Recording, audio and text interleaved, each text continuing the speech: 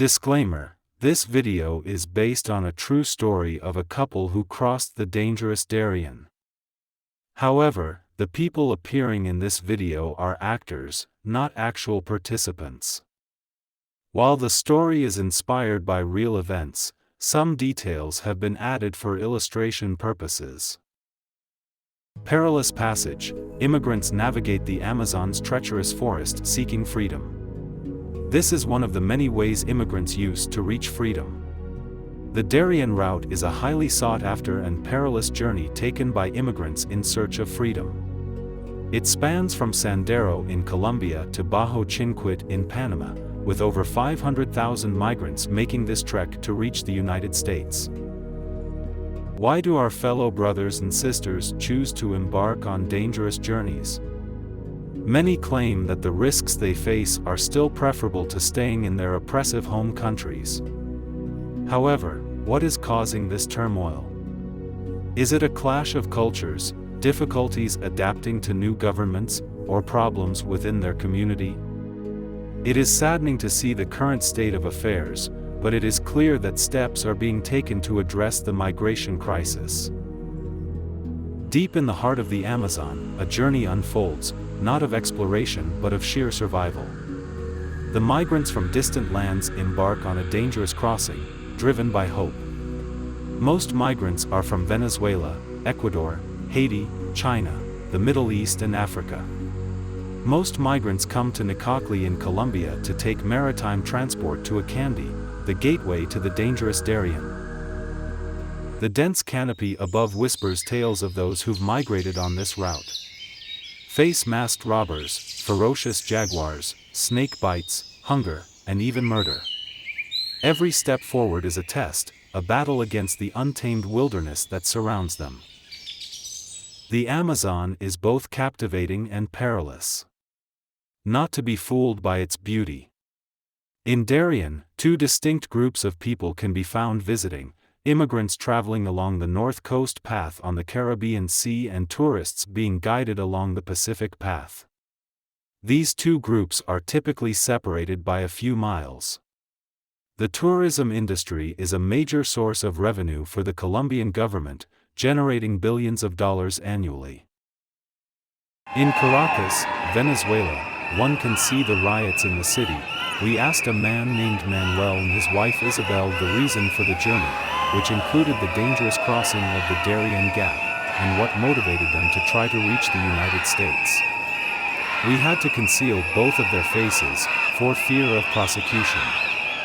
They answered, "I am from Venezuela. There is a lot of hardship here. I left my children behind. I will travel with my wife. There is no money, people are hungry. My family has stayed without food. Know that I have left my children behind. I will bring my family to the US as soon as I can, God willing."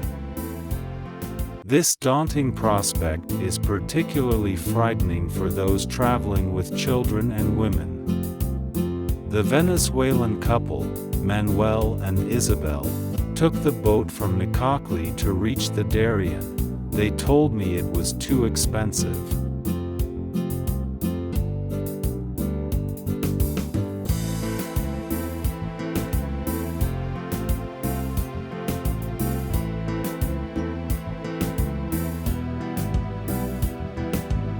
In Acandi, Colombia, immigrants must pay for a guide to navigate the Darien.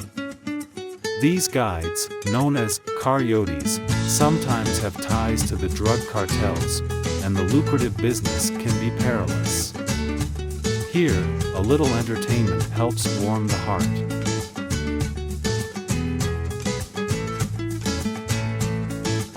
We approached a man who was one of the guides. I asked him, "Can you lead us through this challenging journey?"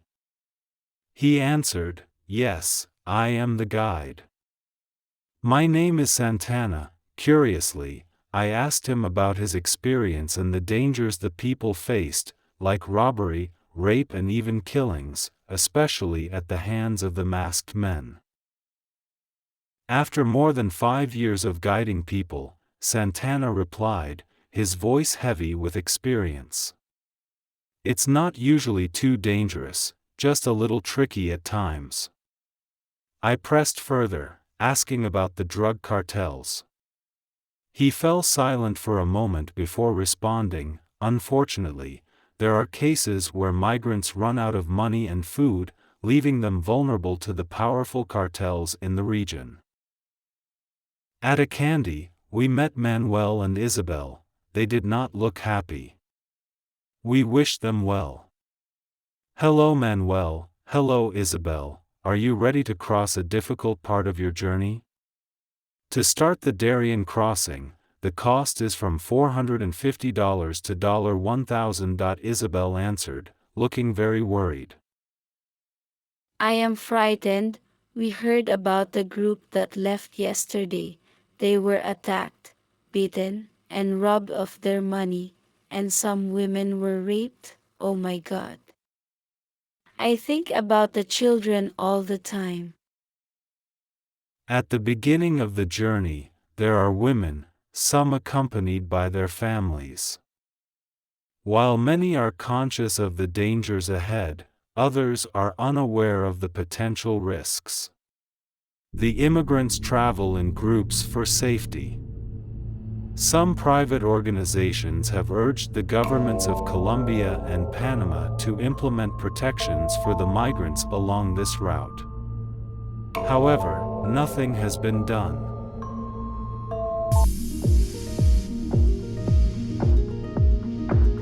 After a hard day of walking towards freedom, the people relax in campfires. Some have a sing-along. The darkness isn't just around them, but within a shadow they carry in their ears.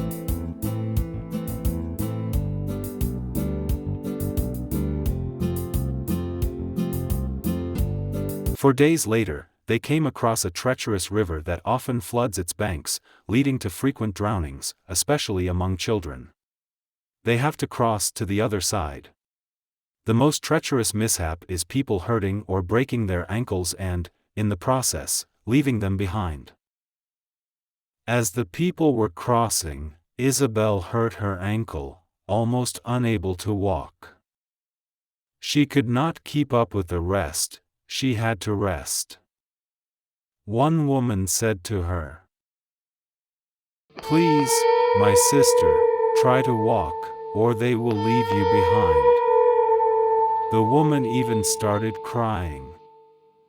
Manuel answered, "I will stay with her no matter what happens." Manuel and Isabel were left behind. The guide, Santana, returned. They told him that Isabel was hurt and found it difficult to walk. He told them they would have to follow and must move as the cartel was following them. They were only 3 hours behind. The guide had to abandon them. He instructed them to take cover in the water by the waterfall. Their odds of avoiding detection were greater that way. Additionally, he mentioned some local natives who could potentially assist Isabel. They huddled beneath the rushing water through the night, shivering from the dampness. Manuel and Isabel shivered from the cold despite being covered by a heavy blanket that was now soaked. The noises in the jungle made it impossible for them to sleep. Suddenly, Isabel whispered, "Manuel, I think I saw a light moving towards us. I'm scared." Manuel reassured her, "It will be hard for anyone to find us underneath the falls." Isabel gasped, "Oh my God, someone is close by." "Shoo, my love, let us keep quiet." After some time, the man whispered to someone nearby, expressing doubt that they were present. The other person replied, "We will locate them. The woman is injured." They were aware of her condition. Later in the night, they heard rustling in the jungle nearby. Peering toward the noise, they spotted 2 gleaming objects and, after a while, accompanied by a low growl. It appeared to be a jaguar. Manuel feared that it had discovered their presence and prepared for an attack. He could hear Isabel praying, and he joined in as well.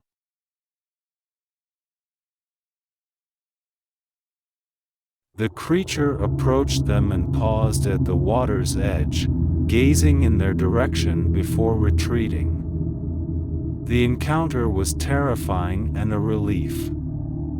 Curiously, Isabel questioned Manuel, "Why did it depart?" In response, Manuel suggested, "I believe it caught sight of the machete I'm carrying. People in the jungle often hunt them." Isabel remarked, "You're so brave, my husband. I sense that God is watching over us." As the early morning sun began to illuminate their surroundings, they cautiously departed from beneath the waterfalls and proceeded in the direction indicated by their guide. They moved cautiously, knowing there may be a chance of the masked men being nearby. After trekking for 3 hours, they came upon a village. Suddenly and unexpectedly, a group of armed indigenous men appeared and encircled them. One of the men spoke limited Spanish and inquired about their intentions. After Manuel explained that Santana had sent them to seek assistance, the man relaxed and took them into the village. One of the men took some herbs and gave them to the woman to pound the leaves. The man then applied a portion to Isabel's foot. They were later given some food. An older man was talking to a young man who spoke Spanish. The man approached them and warned them that they needed to leave immediately because there was a masked gunman nearby searching for them. He mentioned that the leader was explicitly looking for Isabel. He told them that the man was dangerous and had killed a lot of immigrants, especially women, after assaulting them. The young man named Tu, who knew a little Spanish, offered to guide them to Panama. With the assistance of 2 others, they agreed to take turns carrying Isabel. He also mentioned that he was Santana's friend who had helped the villagers. At times, some of the local indigenous people in the Amazon also attack and rob migrants. Manuel and Isabel were fortunate to have met Tu, Santana's trusted friend. They said a quick goodbye and thanked the villagers. Time was of the essence. The 2 other men helped carry Isabel on their backs. Tu led the way through the forest. They ventured deep into the jungle. There was no path to follow, but Tu knew his way, sometimes using his machete to clear a path. He told them that they had to avoid the bandits. Later that day, they joined the regular route the migrants used. On the way, they encountered the group of people Manuel and Isabel were with earlier. 2 women were in tears, while a man had sustained injuries while trying to defend his wife. His head was cut and bleeding. 2 then gathered herbs and dressed the man's wound with a makeshift bandage from the man's shirt. The women had been assaulted, and it was pathetic and sad. The guides leave immigrants at the Colombian and Panama border to fend for themselves. They tell them that it is only 4 hours to where the boats would pick them. They then proceeded all together. Actually, it took them 2 more days to get there and then on a hill. 2 stopped and waved at Manuel. He pointed and said that the Colombian camp was just down the hill and he could not go further. They managed to avoid taking the boats to Lojas Bajo Chinquit, which saved them from paying for the boat transport to the Panama immigration authorities. They walked down to the camp and registered and were attended by Doctors Without Borders, a volunteer group that provided medical care to the migrants for injuries, sexual assaults, and mental health issues. They still have to travel up to Mexico and face dangers along the way in all these countries, passing through Costa Rica, El Salvador, Guatemala, Honduras, and Mexico. This journey, showcasing the resilience of the human spirit, reflects a larger narrative of migration.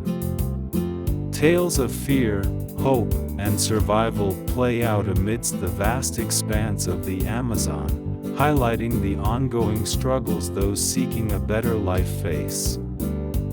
Think about it, is it worth it?